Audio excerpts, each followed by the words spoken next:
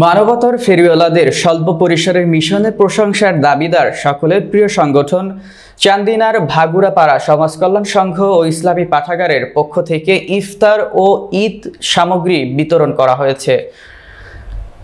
14 March শুক্রবার বিকেলে চান্দিনার 11 নং দোল্লাই নবাবপুর ইউনিয়নে ভাগুড়াপাড়া সরকারি প্রাথমিক বিদ্যালয়ের মাঠে উক্ত গ্রামের দেশি ও প্রবাসীদের আর্থিক সহযোগিতায় 180 জন হতদরিদ্র পরিবারের মাঝে চাল, ডাল, তেল, সেমাই, চিনি, কাপড় বিতরণ করা হয়।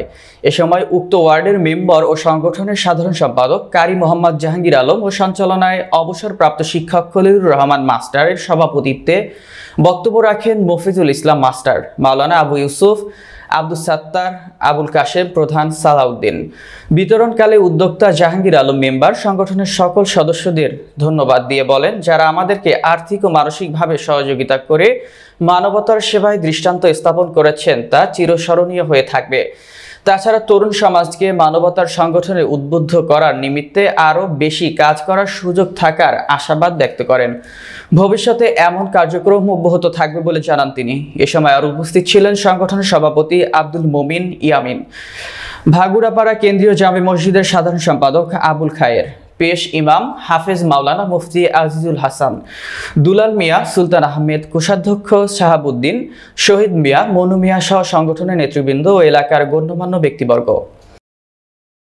আজকে যে উদ্যোগটা নিয়েছি আমাদের সমাজের বিভিন্ন গণ্যমান্য ব্যক্তিবর্গ এবং আমার পিছনে যে ব্যানারগুলো আছে, ব্যানারের মধ্যে যাদের ছবি আছে তাদের সহযোগিতায় এই এলাকার মধ্যে অনেক বিধবা আছে, প্রায় 108-10 জন বিধবা আছে ভাগুড়াপাড়া কালিয়াচর। এই বিধবাদের স্বামী নাই, তারা বুঝে স্বামীর কি ব্যথা, আর তাদের পাশে দাঁড়ানোর মতন কোনো লোক নাই, যার জন্য প্রবাসীদেরকে করে এবং দেশের ধনাঢ্য ব্যক্তি যারা আছে তাদের কাছে হাত পেতে তাদের পাশে দাঁড়ানোর জন্য আমরা তাদের অসহায়ের মুখের হাসি ফোটানোর জন্য আমরা আজকে এই উদ্যোগ নিয়েছি। পাশে নিচে তাদের জন্য আমাদের এবং এই এলাকাবাসীর দোয়া রইল, তারা যাতে ভবিষ্যতে আরও ব্যাপক হারে মানুষের কল্যাণ কাজের মধ্যে হাত বাড়াইতে পারে, সহযোগিতা করতে পারে, গরিব এতিম অসহায়ের পাশে দাঁড়াইয়া তারা যাতে দুনিয়া ও আখেরাতে ফায়দা নিতে পারে, এই কামনা তাদের প্রতি রইল। ভবিষ্যৎ প্রজন্ম আমাদের এই কাজগুলো অগ্রসর করা সামনের দিকে কিয়ামত পর্যন্ত জারি রাখে আল্লাহ যাতে কবুল আর মঞ্জুর করে।